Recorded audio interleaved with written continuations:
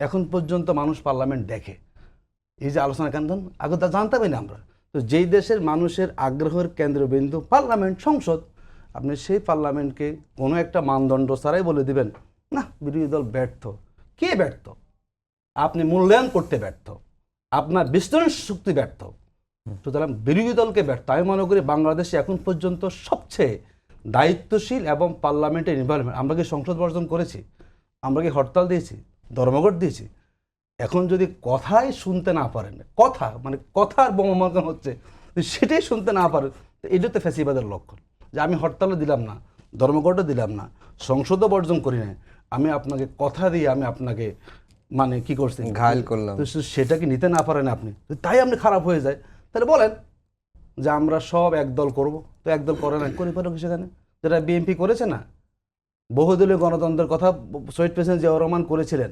সেই বিএনপি ইলেকশনের আগে কি করেছে বলুন তো? 6টা দলকে নাই করে দিছে, সব বিএনপি। ওই যে ববি হাজরাত সাহেব বিএনপি, ওই শাহাদ হোসেন সেলিম সাহেব বিএনপি। বলুন তো কে আছে বলুন তো?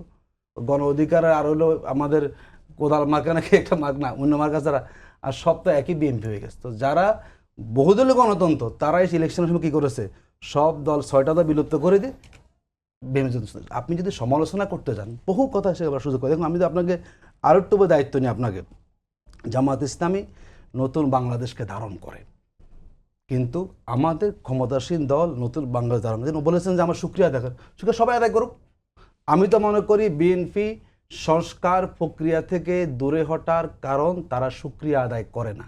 মাননীয় প্রধানমন্ত্রী সত্যপ্রদেশের বাইরে ছিলেন, উনি তো প্রথম শুকরগুজারি করার কথা যে আল্লাহ আমাকে বাংলাদেশের প্রধানমন্ত্রী বানিয়ে তার অভ্যুত্থানের কারণে, যে অভ্যুত্থানের ছাত্র সমাজ করেছে, সম্ভব করেছে। তা আপনি যদি সে অভ্যুত্থানকে দারুণই করতেন, শুকরিয়া আদায় করতেন, তাহলে আপনার দরকার যে 70% মানুষ সমর্থন নিয়ে আপনি সংস্কার বাস্তবায়ন করে দেওয়া। আপনি সংস্কার বাস্তবায়ন করবেন না, আপনি একই দিনে ভোট আপনি 70% ইগনোর করে যাবেন, আর আমরা বসে বসে আপনাকে বলবো আপনি খুব ভালো করতেছেন।